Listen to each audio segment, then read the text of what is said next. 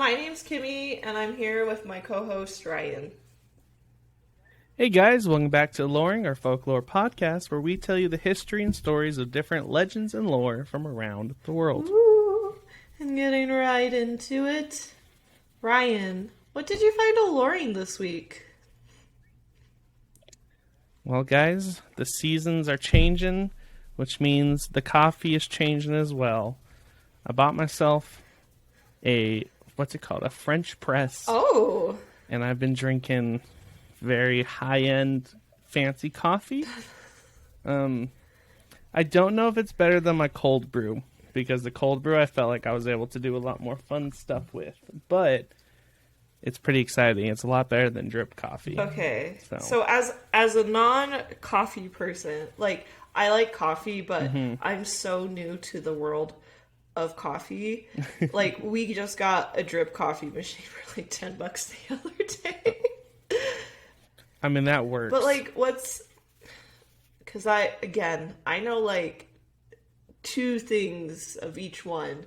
What's the biggest difference between the cold brew and the French press?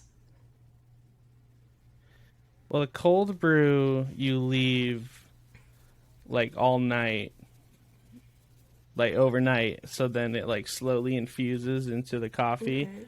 Because when it's not hot, I don't know the exact science with it, but like when it's not hot, it takes longer for it to blend, but you get a very different flavor. With the French press, you put the beans in the water, not the beans, but like the ground beans together in water, like boiling water. And then after a few minutes, you like press like a filter through it, and then it like pulls all the muck out and just leaves behind a really tasty coffee. Oh, yeah. That makes sense, because again, all the coffee I've ever had has been like something I could buy at a gas station or something while traveling. So like one of like the Starbucks ones, you know?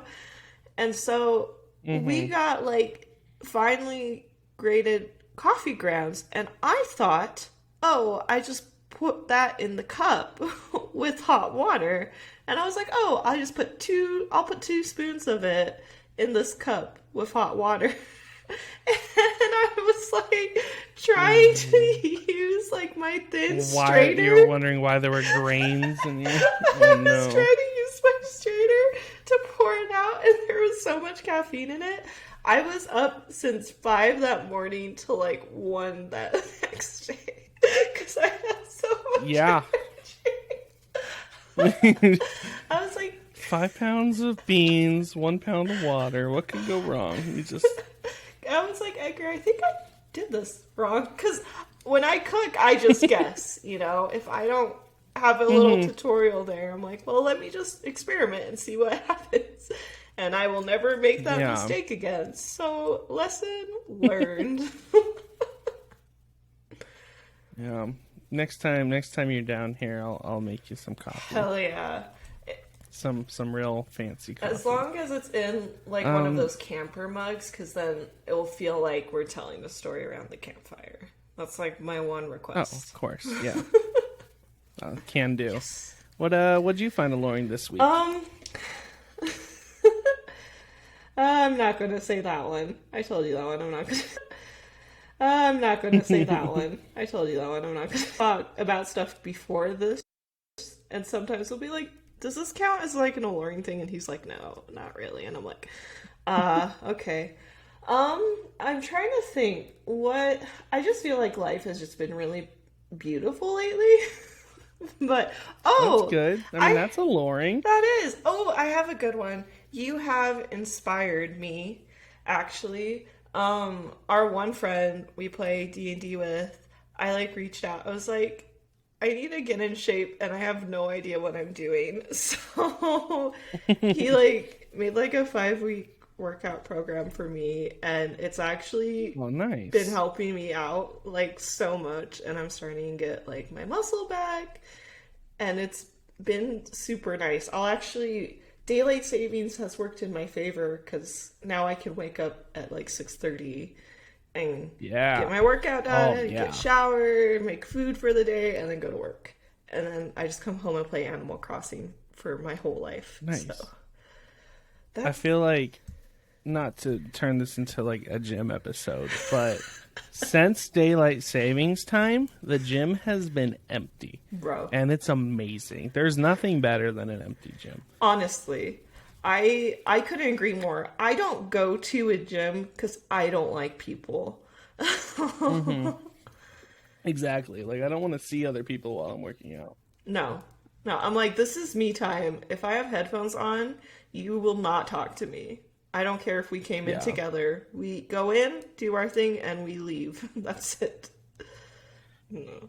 But speaking of going in and someone not leaving together, I think that's a good segue. What are we talking about this week, Kimmy? What are we talking about this week? That transition will make more sense. It will make more sense in the story. That's the story. The transition could have been like, speaking of things that go in and leave together, what are we talking about? Panic. Yeah, like, speaking of running away scared, what are we talking about this week? All right. So you can click to our first slide, and I'll do our little introduction. So, next time you visit West Virginia, in America, of course, keep an eye open for any UFO flying across the sky. And if you see it crash land, I suggest you avoid the landing site, or at least not go alone. Near the crash landing, you may smell some strange gas odor coming from the ship that may mean it's going to explode. It's because there's a famous cryptid that is associated with that smell. This week, we will be discussing a classic cryptid known as the Flatwoods Monster, or Braxxie for short. This legend comes from a sighting in 1952 in West Virginia, America. This creepy extraterrestrial has made such a big impact that the small town embraced it and is famous to this very day. This monstrous mechanical creature is known to either be a cryptid or an extraterrestrial. It stands anywhere between 10 to 15 feet tall, 4 feet wide, and hovers slightly above the ground. So, it's a big boy. 4 feet wide? Yeah, and 10 to 15 Those tall. proportions don't check out. Yeah, it does. That's wide. That makes sense. That totally makes sense. It's a wide boy. Think of how, like, I mean, wide like, are we you talking 4 feet, like, arms spread out? No, just or like, are we talking just hands like... down, like shoulder to shoulder. Like 4 feet shoulder to shoulder. That ain't 4 feet. That's a lot. Well, it's like 10 to 15 feet tall. It makes sense. Yeah, that's only like... That's like 4 feet taller than me on the small end. I'm just saying. This is a thick boy. Yeah, it thick. She thick. He thick. Yeah. Whatever it identifies thick. as is thick. Yeah. It's an alien. This terrifying creature has been described to have a glowing red face with a round head that's not human-like at all, and have large circular pointed cawling behind the head. It also appears to have some type of hood on it. So think of like the ace of spades. That's what its head looks like, is that little symbol. So if you're looking at it from the front, yeah, it looks like the ace of spades. It has these portholes for eyes that are about 2 inches in diameter. These glowing circles have been described as orange or yellow and are extremely bright. The body of the creature is said to be a robotic suit or spacecraft rather than an organic being. And I love this because, to me, that tells me there's a possibility there's an Itty because, to me, that tells me there's a possibility there's the an chances are small, but not zero. They're not as small as the little alien in his head. And I like to think it's like one of those old school Joy-Con remotes. So it's only like four directions, and there's like two a little like nibbler arcade from buttons Futurama, just like controlling this giant. That's it. That's exactly what's. The robotic body is green or shiny metallic black which would have reflected the green of the nearby bushes around it. This cryptid is also referred to as the green monster by locals because of its green body. It also has long, stringy arms that protrude from the front of its body, having its hands consist of long claws. Its arms have been described to be as toy-like, and the lower half of the creature is compared to a design of a dress. Some people also say that the Frametown monster is actually the Flatwoods Monster, since they both have pipe-like metallic armor from the waist down. The Frametown monster, however, is a reptilian humanoid from the top half, which is much different from old Braxxie, which is all robotic. So they've been compared, but the Frametown monster looks something more out of like a Power Rangers hero movie kind of thing. So I feel like that's the way you can separate them. But due to this appearance, many people still can't decide if it is a machine or a living creature. We got to put a poll on Instagram after this, when this episode drops. If it decide whether it's a human or a living, or not human, if it's a machine or a living creature. I need to do one of the multi-choice where it's like A is organic, B is machine, and C is organic tiny alien driving a machine. And that's the only right answer. Yeah. Because even C if you click on the right other answer. one.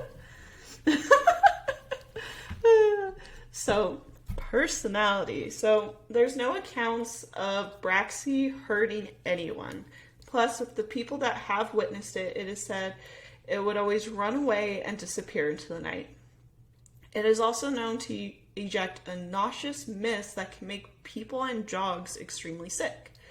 The smell was described as a sick, burnt, metallic-like smell, which doctors at the time have compared to a mustard gas. This toxic mist is also known to have the same effects as a person that falls victim to hysteria. So, Yeah. So, can we ultimate say defense maybe, mechanism just stuff right there. maybe, they just fell victim to hysteria, and that's what caused the mustard gas? Like, with so many of these creatures, it's like, yeah, it has the same effects as this like common thing, but no, it was a mustard gas. Because we don't know what it is. We don't know if makes sense. Plus, I gotta fluff it up a little bit. I can't be like, it's hysteria. Everyone had hysteria. Everyone had, maybe still has hysteria. Possibly. So, knowing all of this, to me, it sounds like Braxxie isn't an attack alien, but more like a leave me alone alien. Sounds like a scout. Yeah. Scouting us out. Yep. I don't think he's malicious. He's malicious, and I think I keep saying he. I don't know why it's gender, but I'm just gonna say he because that's how more scared of us than we are of him, kind of thing. For now, until he comes back with his fleet. Until he comes back with his fleet. Oh my goodness. I would love it to be a little UFO with a bunch of tiny little aliens, and I want them to be praying mantises. Because that feels right to me. Yeah. I mean, the little curled arms, it checks out. Yeah, can't you see a little prey mantis, like, using the little, like, old school game thing, like, moving it and using the other arm to press, like, a panic button to, like, release the hysteria I can see gas? That. Makes sense. The hysteria gas. Yeah, like, that's all you need. You're scouting. You have, like, a move button, a hysteria gas, and a boost. Like, control panel, done. Turbo boosters. Get you out of town. There you go. Okay. So that's what Braxxie looks like.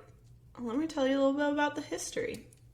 So, the Flatwoods Monster, also known as the Braxton County Monster, or aka Braxxie, has become a major part of West Virginia folklore. It all kicked off with a famous sighting in 1952, but there are many factors as to why people were on edge when it came to aliens, and how the small town legend soon became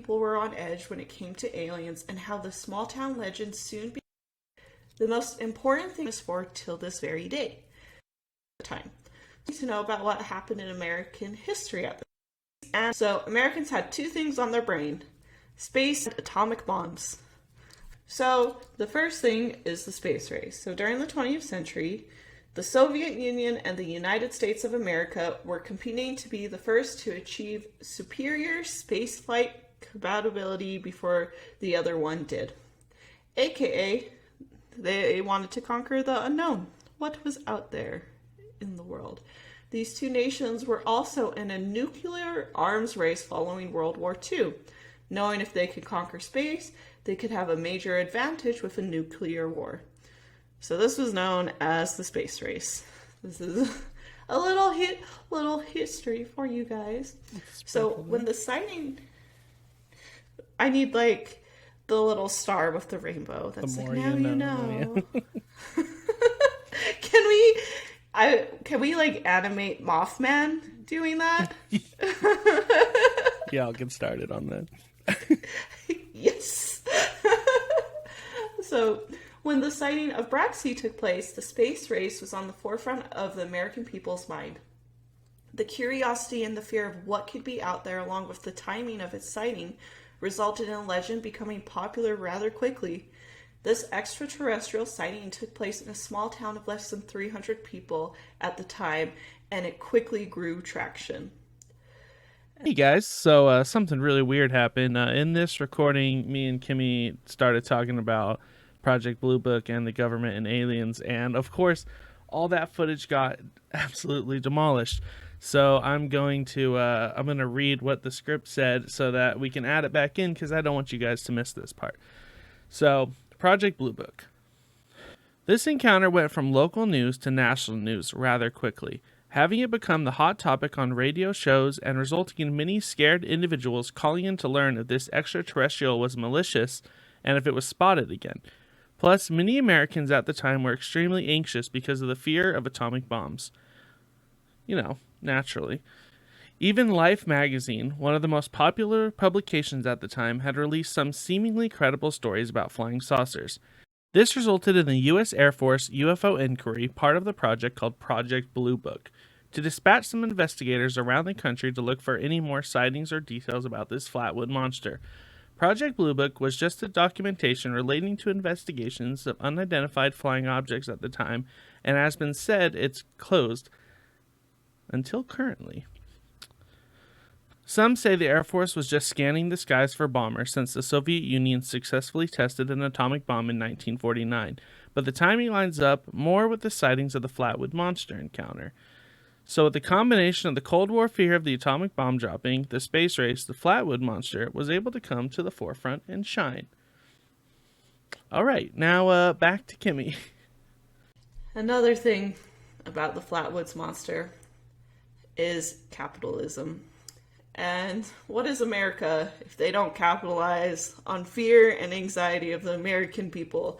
So, Braxxie popped up shortly after Mothman appeared in the town of Point Pleasant, West Virginia. And Mothman wasn't doing too bad in the publicity area. He actually became the town's main source of tourism and is now the city's main source of revenue. Which... Wow. Yeah, which is super amazing. I mean, I guess a town of 200, like, how else are you going to make your money? Yeah, and that's fair. But they do crazy stuff. They have, like, festivals now for him and everything. And oh, really? Like, I've drawn Mothman. Like, I feel like every artist that likes cryptids has drawn him once, you know? So the citizen of Braxton County saw this money-making opportunity and knew they could capitalize on the legend of the Flatwoods Monster.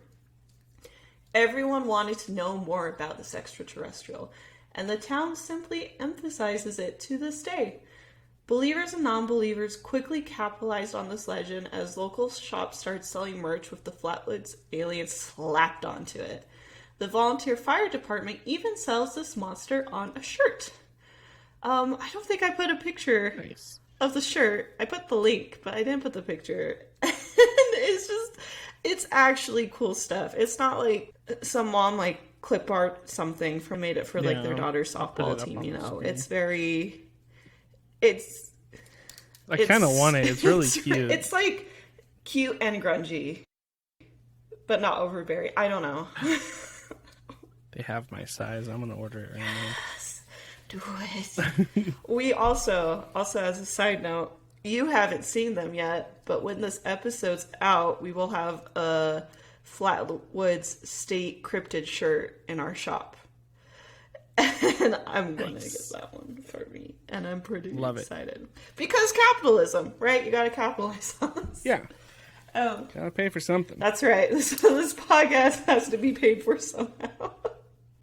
So when all this was happening, they made a museum which opened in 2018 that focuses on the Flatwoods Monster.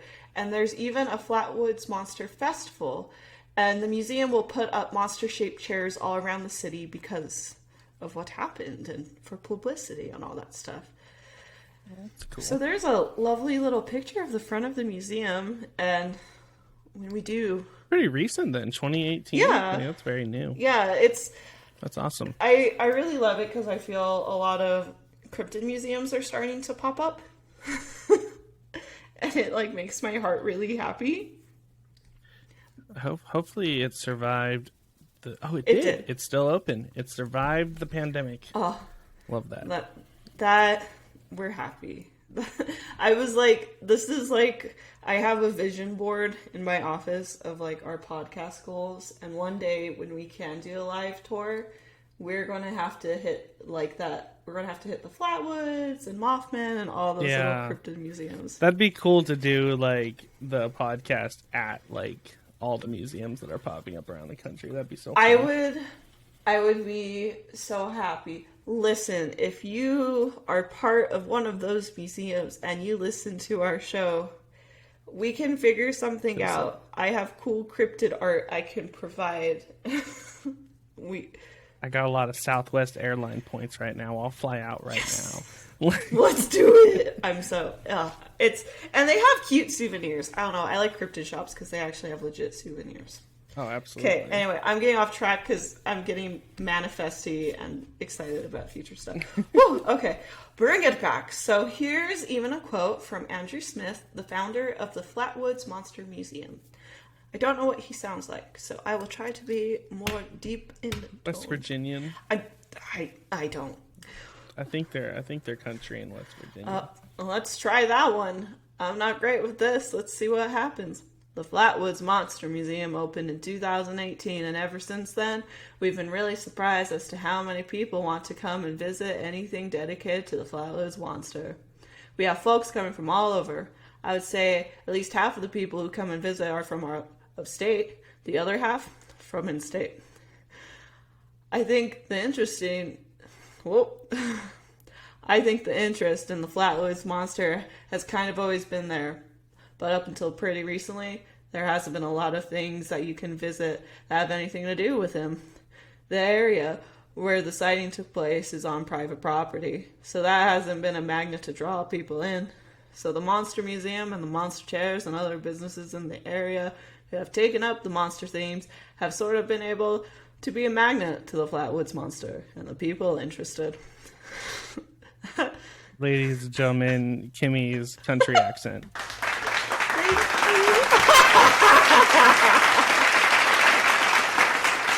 Thank you. Andrew, if you don't sound like that, please don't get offended, because I probably embarrassed myself way more. We love your museum. That was great. And it didn't stop there. The cryptid has even been found in the game Fallout 72. People will even visit the museum this day as part of a Fallout tour where they visit different places featured from the game. So you may really like that, but they have a legit Fallout tour where you're hitting all the spooky spots.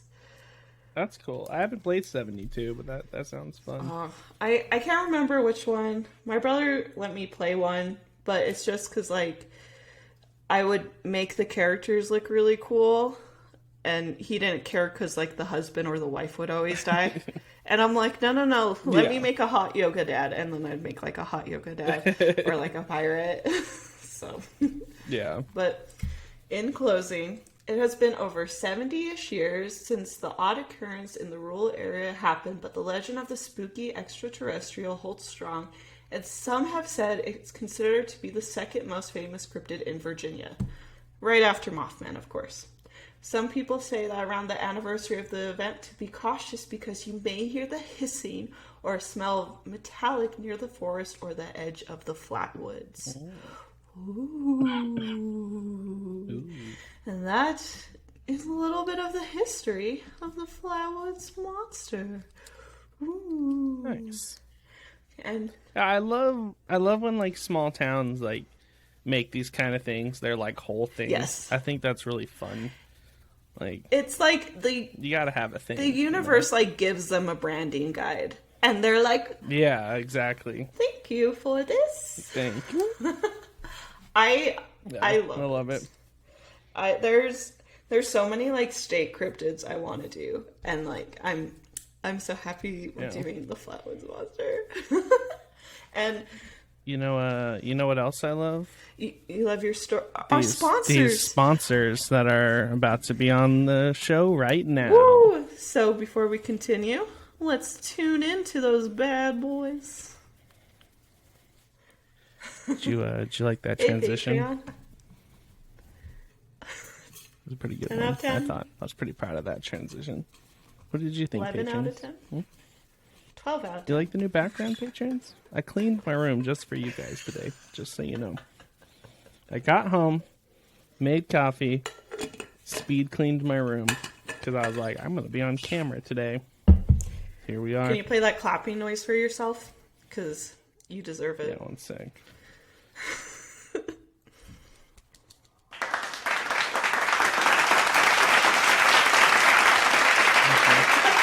Also discovered there's a soundboard in Riverside, so that's going to get abused. Oh, hell yeah. All right, ready to go back? All right. Yeah, ready to plug back in. And welcome back to the show. Welcome back. Today, I'm going to tell you 2 stories about our friend, the Flatwood Monster. So this first one is the 1952 story that Kimmy referenced multiple times in her history.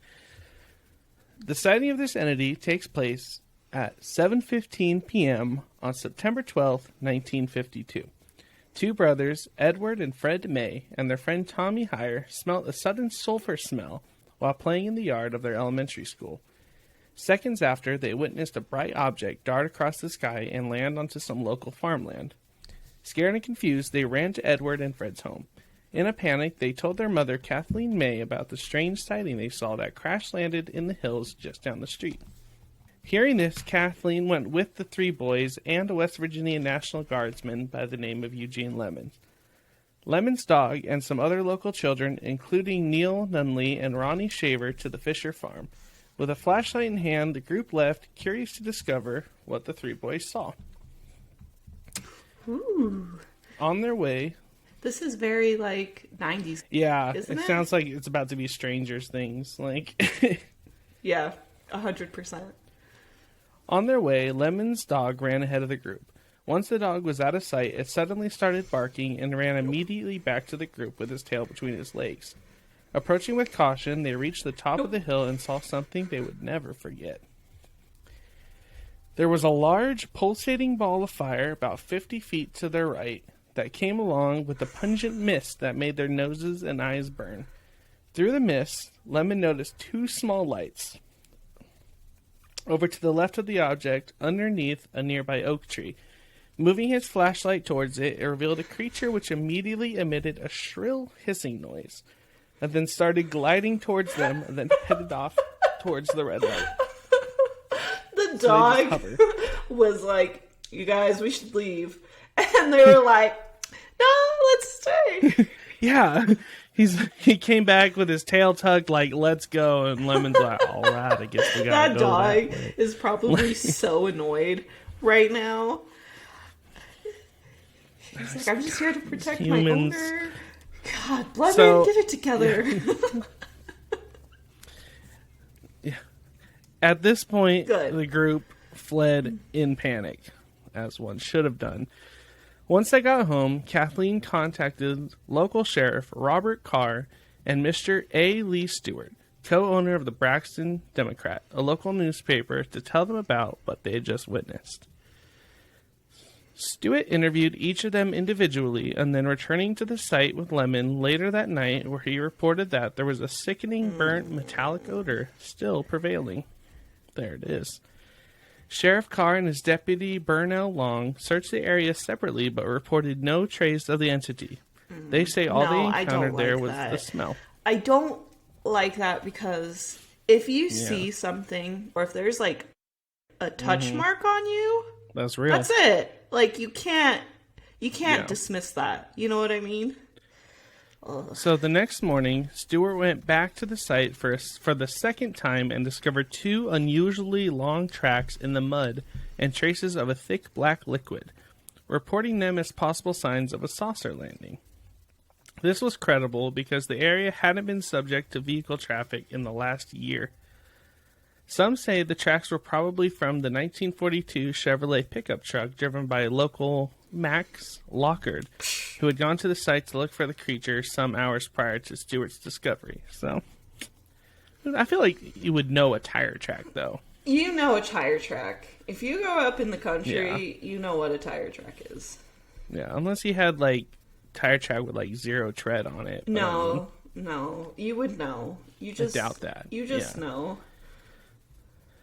So, after the event, 2 investigators associated with the civilian saucer investigation, which is awesome, that go by the name Mr. William and Donna Smith, obtained multiple accounts from witnesses who had experienced a similar phenomena. The next account was the story of a mother and her 21-year-old daughter. They encountered the same looking entity with the same smell a week prior to the September 12th incident. Ooh. The incident reportedly affected the daughter so badly that she was confined to Clarksburg Hospital for 3 weeks. God. Yeah. I'm still a little stuck on the civilian saucer investigation. Should I make us like little business cards that say that on it? Right. So, what was it? Civilian saucer investigation. I'll just put like Aloreing saucer investigator. Yeah. There we go. And my next story goes a little deeper into the second part that I'm talking about the week earlier. Okay. So we're gonna skip over that a little bit. So, after the encounter, the members of the September 12th group reported suffering from similar symptoms. These symptoms lingered for some time. Oh, wait. I got all messed up. No, you're good. Okay. So, these 2 investigators also gathered a statement from the mother of Eugene Lemon to see if she saw the creature at all. She said that around the time of the crash, her house violently shook and her radio cut out for 45 minutes. There was even a report from the director of the local Board of Education in which he claimed to have seen a flying saucer take off around 6 a.m. the following morning. So he saw it leave. Wait. Did you say he was like he's the Board of Directors. The director of the Board of Education? I like to think it was charge. like a checkup appointment at the school, and he had like a little coffee in hand as he was looking outside. Yeah. A little coffee in hand. What incarnation is that? Over here. You won't believe what I see. Over here. See that? You won't believe what I see. What is it, Frank? Oh, look at this. The story blew up to the point. The story only blew up from this point, having been such a strange phenomena that so many people witnessed. Then, after the encounter, the members of the September 12th group reported suffering from similar symptoms. These symptoms lingered from some time, which they attributed to having been exposed to the mist the entity had emitted earlier. These included irritation of the nose, swelling of the throat, and Lemon claimed to have suffered from vomiting and convulsions, so he got it the worst. And then he had difficulty with his throat for several weeks after. The doctor that treated the witness reported the symptoms to be similar to those who fall victims of mustard gas. So, like you had said earlier, though such symptoms are commonly found in sufferers of hysteria, which can be brought on by exposure to a traumatic or shocking event, like seeing an alien. Later in 1952, Kathleen May appeared on the current events TV show called We the People. This is where the original, most iconic drawing of the creature was created, as you can see. The artwork was commissioned by Lee Stewart and drawn by New York sketch artists based on Kathleen's description. Both Kathleen and Lemon found the portrait to be quite accurate. So all the pictures, t-shirts, all that are based off of this original photo. The little jar bottle I drew was based off that photo too. Yeah. This is the first ever drawing of the Flatwoods Monster. I love the woman right there because she's looking at the camera like, I told you, bitch. Mm-hmm. This is it. I seen it. I love that so much. Oh, that's... So this is my second story about... This is just more sightings around the same time. Okay. So another sighting of a creature similar in description to the Flatwood Monster was reported by Mrs. Audra Harper, not long before the infamous sighting on the Fisher farm. Harper claims to have seen the monster while walking through the woods near her hometown of Heaters. Heaters is about 5 miles north of Flatwood. So, pretty close. Yeah. 5 miles is nothing. Nah. So, Harper and her friends were walking to a nearby store.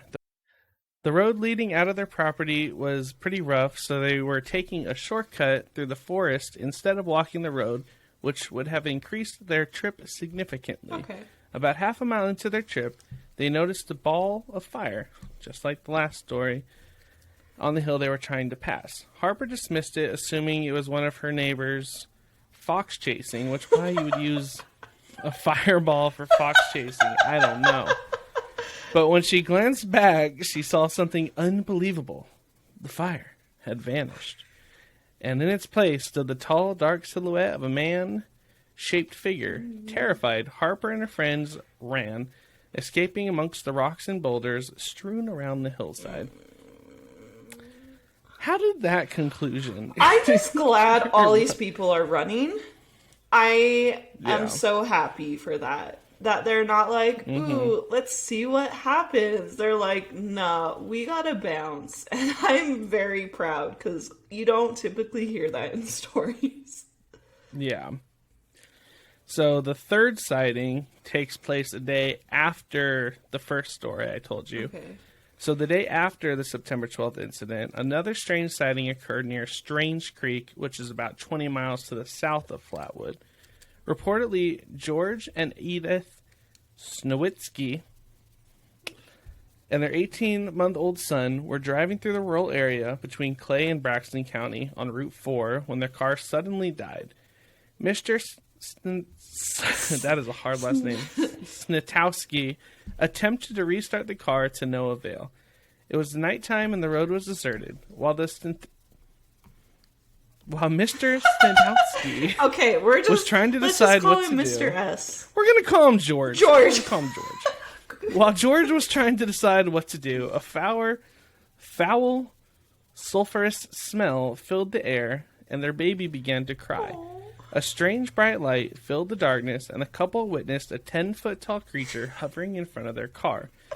The description is similar to that of the original sighting, except the monster was not wearing what is presumed to be a space-shaped hood. Instead, had a reptilian and bony body. So, the second one.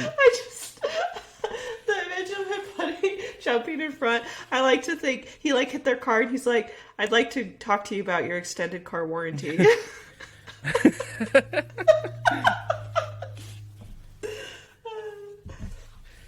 I could... The creature dragged its lizard-like hand across the hood of the car, walked up to George, and said, I'd like to talk to you about your car's extended.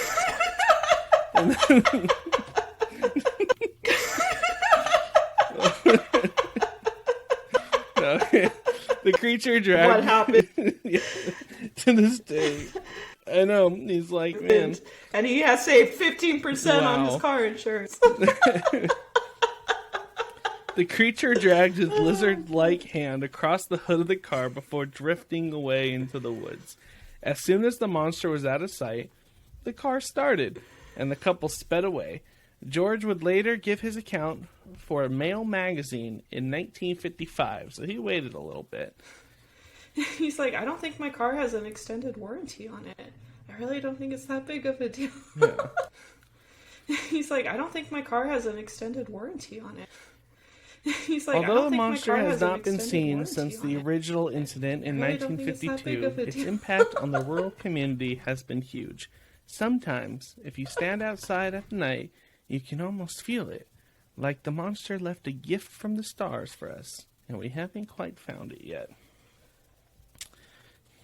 So I have a theory about the Flatwood Monster. I think the Flatwood Monster was scouting Earth. And they're coming back. But space travel takes a while. Like, it's not a fast thing, you know? So, that's why we haven't seen it since the 50s. Okay. I support that 1,000%, because if it was malicious, it would have been. It feels like the gas is more of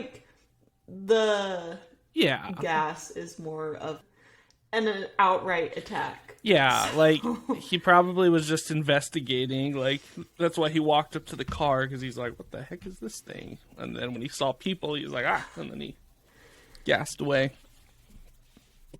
Yeah, that makes sense. He probably thought, that's a big machine. There's probably an alien my size in there. An itty bitty little Flatwoods Monster. Just a little guy. Itty bitty Braxxie. Yeah.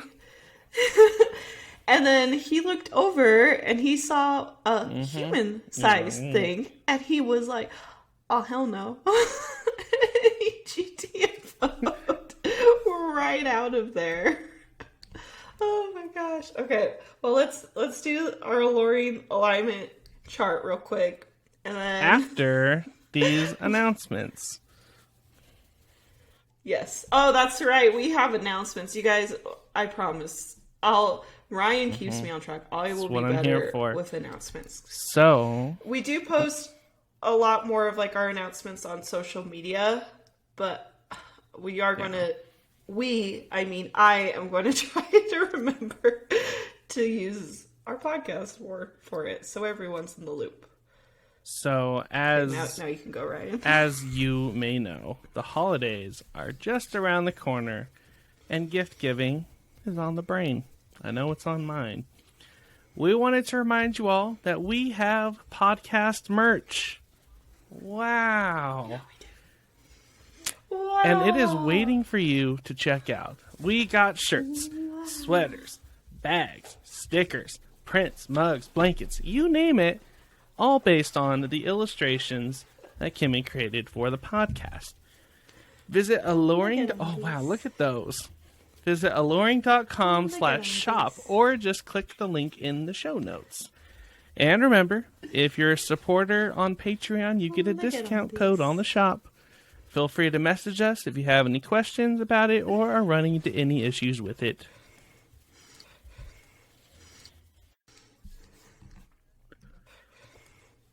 What? Gift. What? Well, love to use. Did you guys know we have a P.O. box? And the way we could do that is if our use it more often, and fans sent us, or maybe like a video game you'd like us to play, I will probably cry tears of joy, because it mean a lot to us Pisces, and it would and I could put your motivational thing on Be Beautiful. So send us stuff. Be beautiful. So send us stuff. Or maybe you can say, Ryan's actually right in the Aloreing alignment chart, and then I won't hang it up. I'll just mail it back to him. Always right. But our P.O. box address is Kimmy Hammonds, or you could do Aloreing, then 1935 South, 1100 East, P.O. Box 52201, Salt Lake City, Utah 84152. You can rewind 15 seconds and listen to it again. Or you can find it by going to our website, aloreing.com. It will be on our contact tab. And that's all of our little announcements today. So let's see the beautiful chaos of the Aloreing alignment chart. Before I click on this Aloreing alignment chart, I have a question. Did you place your alignment chart based off of you picturing a small, cute creature inside of a metallic object, or did you base it off of a 15-foot-tall alien I based cyborg? it more off the cyborg because the alien thing didn't really come to mind until we started reading about it. But all right, so I'm gonna go with chaotic evil, is what you said. Well, it's not hot. It's not hot, so 100%. Well, if it was hot, it'd be lost. As long as we both understand that. Because the creature, thinking about the creature now being in it, I would actually put it like straight up neutral. Like middle. Like straight up neutral. Straight middle. Like middle. There's not enough to really know about it to like say. Its defense mechanism was. Yeah, someone who doesn't mean to cause any harm doesn't use mustard gas. It may just stink, but that's how I feel. Tool. So I put him more towards evil, but the idea of an adorable itty-bitty Braxxie as a praying mantis stick driving this machine makes me put it at true neutral. 100%. Yeah. Okay. I put it neutral chaotic just because I don't think it's a bad guy or a good guy. I think it, like I said, I think it's an alien scout. But I did chaotic just because its little mustard gas thing seems a little over the top for a and the squeal. For it someone does who's like a like not shriek, trying to like hurt people. You know. And the shriek as well, which could be the praying mantis inside of it. Like, well, it's okay. I didn't put an evil entity as lawful good because I think it's just a machine, and I'm not really attracted to that. So that if that makes you feel better, because last week, a lot of people were like, "Kimmy, let her speak." Last week and I was got like, a little Thank heated. you so much for understanding. And then my brother, I was talking. No, all the people in the Instagram defending Kimmy's alignment charts, we need to talk. DM me, because I want to know your thought process. Because just because someone's hot doesn't mean they can't be evil. I'm sorry. You're wrong. It's okay. My brother agrees with you if that makes you feel better. I was talking to him. And he's like... At least one person out there. He's like, I know whenever it's a spooky woman, you're always going to put her higher up just because she's attractive. And I'm like, thank you for understanding who I am as a person.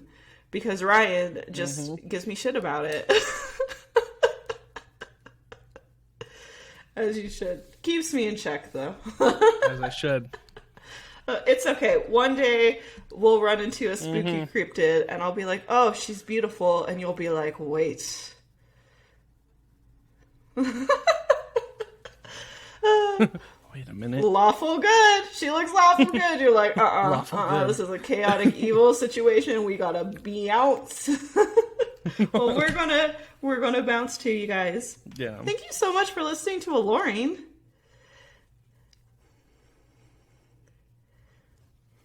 Have just the most alluring day, and we'll catch you in the next episode.